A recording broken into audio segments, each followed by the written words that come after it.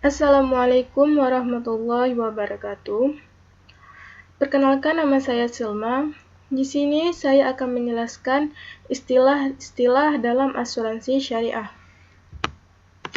Baiklah, langsung saja kita masuk ke pembahasan pertama, yaitu poin A mengenai subrogasi.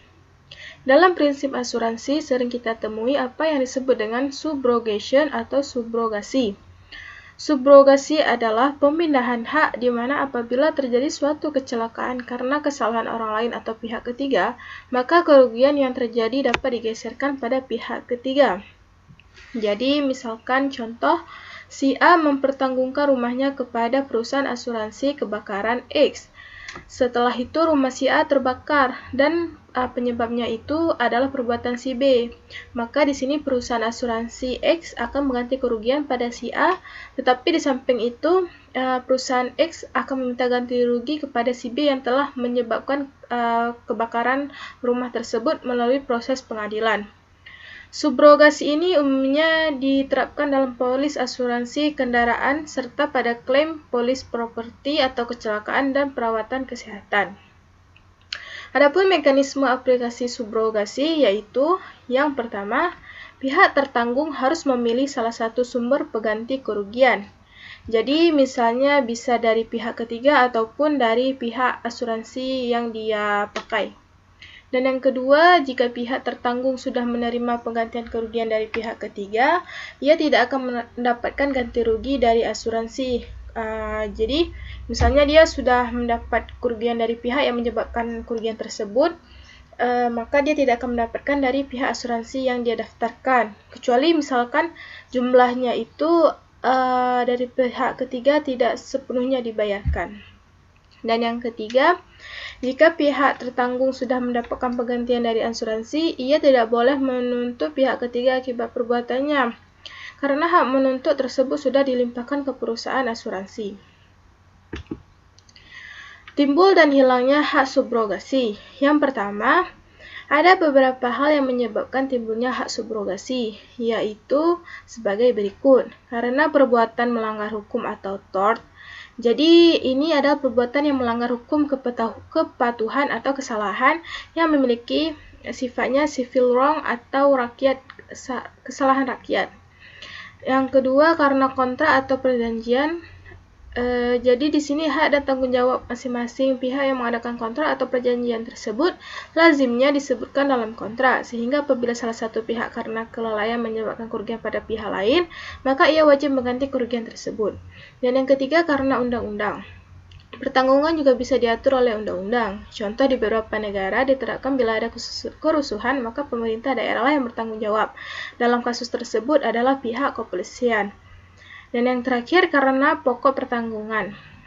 Jadi ini maksudnya saat terjadi klaim, misal untuk total loss only, maka tertanggung akan mendapatkan ganti rugi penuh. Kemudian bila terdapat bila sisa barang, maka akan menjadi hak penanggung bila ganti rugi sudah dibayarkan. Dan selanjutnya, ada alasan hilangnya hak subrogasi. Yang pertama, yang itu penanggung tidak bisa memperoleh hak subrogasi dalam hal apabila ganti rugi yang dilakukan atau diselesaikan oleh pihak asuransi tersebut secara ex gratia. Jadi pembayaran ex gratia ini adalah suatu pembayaran ganti rugi yang dilakukan oleh perusahaan asuransi kepada tertanggung, yang mana sebenarnya klaim tersebut tidak dijamin dalam kondisi polis atau tercantum dalam polis asuransi. Namun karena beberapa pertimbangan komersil, maka penanggung menyetujui untuk membayar sebagian atau seluruhnya kerugian tersebut. Pembayaran seperti ini yang dinamakan ex gratia payment. Jadi bisa diselesaikan oleh perusahaan asuransi, tidak mesti dilimpahkan ke pihak ketiga atau yang menyebabkan kecelakaan tersebut. Dan di sini ada poin B mengenai restorno. Salah satu jenis layanan dari perusahaan asuransi adalah pengembalian premi asuransi atau restorno. Artinya, seorang nasabah asuransi akan mendapatkan pengembalian premi asuransi yang telah dibayarkan dengan syarat tertentu. Pengembalian premi asuransi dari penanggung bisa diberikan karena beberapa sebab, yaitu sebagai berikut. Yang pertama, restorno karena perjanjian yang gugur sebelum penanggung menanggung bahaya. Menurut pasal 28 KUHD menentukan, dalam segala hal di mana persetujuan asuransi tidak berlaku untuk seluruhnya atau sebagiannya menjadi gugur, asalkan tertanggung berbuat dengan etikat baik, penanggung harus mengembalikan premi, baik seluruh ataupun sebagian yang ditanggung bahayanya. Dan yang kedua, restorno atas kelebihan premi asuransi. Jadi kelebihan premi yang dibayar harus dikembalikan kepada tertanggung. Jadi pihak asuransi akan mengembalikan kelebihan premi yang dibayar sesuai dengan apa polis yang ada. Contohnya misalnya si tertanggung sudah bayar 100 juta untuk asuransi, terus ada kelebihan 20 juta, terus asuransi itu dibayar 1,25%. Jadi dari 20% itu dari 20 juta dibayar preminya sebesar 250.000. Jadi uang yang dikembalikan harus 20 juta dan 250.000 kepada pihak tertanggung. Dan yang ketiga, restorno karena insurable interest tidak ada. Jadi insurable interest ini adalah salah satu prinsip asuransi yang mengatakan bahwa tertanggung harus mempunyai kepentingan keuangan yang melekat pada objek pertanggungan asuransi dan kepentingan keuangan harus sah menurut hukum yang berlaku. Maka jika tidak ada perjanjian ini menjadi batal. Dan poin C, endorsement. Endorsement merupakan istilah yang digunakan untuk perjanjian asuransi yang diterbitkan pihak kedua atau nasabah atas persetujuan pihak pertama untuk mengubah isi atau data pada polis asuransi. Perubahan polis meliputi perubahan yang dikenakan premi tambahan dan biaya administrasi, ataupun yang hanya dikenakan biaya administrasi. Perubahan yang dikenakan tambahan premi dan biaya administrasi terdiri atas penambahan unit kendaraan. Misal dia sudah mendaftarkan diri sebagai peserta asuransi, terus ingin menambah lagi unit kendaraan seperti mobil atau motor yang ingin ditanggung oleh pihak asuransi, maka ini dia harus membayar premi dan biaya ADM lagi. Yang kedua, penambahan perlindungan. Misalnya risikonya semakin tinggi, dia ingin menambah perlindungannya, maka ini akan dikenakan biaya ADM dan tambahan premi. Dan yang kedua, perubahan yang tidak dikenakan biaya ADM terdiri atas data pemegang polis seperti nama, alamat, nomor telepon. Jadi kalau misalnya ini diubah, tidak akan dikenakan biaya administrasi. Yang kedua, data kendaraan. Misalnya seperti nomor polisi, jika ingin diubah, maka ini juga tidak dikenakan biaya administrasi. Dan di sini ada poin D, klausula. Jadi, klausula ini adalah janji-janji khusus yang dirumuskan secara tegas dalam polis yang maksudnya untuk mengetahui batas tanggung jawab penanggung dalam pembayaran ganti kerugian apabila terjadi peristiwa yang menimbulkan kerugian. Jenis-jenis asuransi tersebut ditentukan oleh sifat objek asuransi itu, bahaya yang mengancam dalam setiap asuransi. Jadi jenis-jenis klausula ini antara lain yang pertama, klausula primer risiko. Klausula ini menyatakan bahwa apabila pada asuransi di bawah nilai benda terjadi kerugian, penanggung akan membayar ganti kerugian seluruhnya sampai maksimum jumlah yang diasuransikan. Ini sesuai dengan pasal 25.3 ayat 3 KUHD. Klausula ini biasa digunakan pada asuransi pembukaran dan pencurian, asuransi tanggung jawab. Dan yang kedua, klausula all-risk. Klausula ini menentukan bahwa penanggung memikul segala risiko atau benda yang diasuransikan. Ini berarti penanggung akan mengganti semua kerugian yang timbul akibat peristiwa apapun, kecuali kerugian yang timbul karena kesalahan tertanggung sendiri. Ini sesuai dengan pasal 276 KUHD dan pasal 249 KUHD. Dan yang ketiga, klausula total loss only. Ini klausula ini menentukan bahwa penanggung hanya menanggung kerugian yang merupakan kerugian atau keseluruhan total atas benda yang diasuransikan. Dan yang keempat, klausula sudah diketahui. Jadi ini misalkan digunakan pada asuransi kebakaran. Dan yang kelima, klausula renunsiasi. Jadi ini penanggung tidak akan menggugat tertanggung dengan alasan pasal 251 KUHD. Dan yang keenam, klausula free particular average, yakni di sini bahwa penanggung dibebaskan dari kewajiban membayar ganti kerugian yang timbul akibat peristiwa khusus di laut.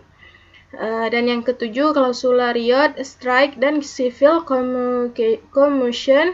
Jadi riot ini kerusuhan, strike ini pemogokan, dan sipil ini huru-hara. Jadi jika terjadi kejadian tersebut, maka ini terjadinya klausula di mana penanggung dalam membayar ganti kerugian akan mengganti kerugian yang terjadi akibat peristiwa tersebut. Berikut beberapa contoh dari klausula di asuransi syariah dalam ketentuan akad wakalah bil ujrah.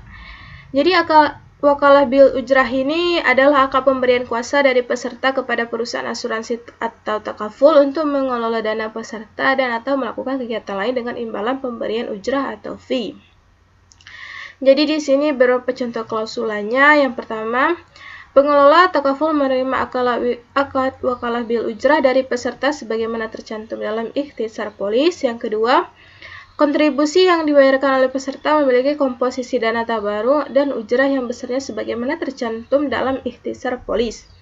Dan yang ketiga, pengelola takaful menerima wewenang penuh dari peserta dalam kegiatan pengelolaan atas risiko dan dana tabaruk. Yang keempat, dalam hal terjadi divisi dana tabaruk, maka takaful memberikan al-qard al-hasan. Jadi al-qard al-hasan ini adalah pinjaman dana yang berasaskan kebaikan dan tidak ada bunga tentunya.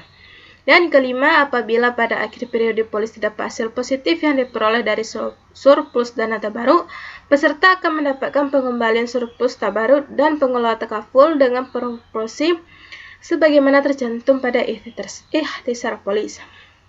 Dan yang keenam, semua objek pertanggungan atau manfaat takaful yang berlaku dalam takaful harus sesuai dengan prinsip syariah Islam. Jika tidak sesuai, maka peserta pada periode manfaat takaful tidak dapat disampaikan kepada pengelola takaful. Maka pengelola takaful tidak wajib untuk membayar klaim terhadap objek manfaat takaful tersebut. Dan yang poin terakhir, urutan kekuatan hukum KUHD polis, endorsement, dan subrogasi. Yang pertama di sini ada polis asuransi. Berdasarkan pasal 255 KUHD, perjanjian asuransi harus dibuat secara tertulis dalam bentuk akta yang disebut dengan polis. Berdasarkan pasal 1 angka 6 peraturan OJK nomor 23/P OJK 05/2015 tahun 2015 tentang produk asuransi dan pemasaran produk asuransi.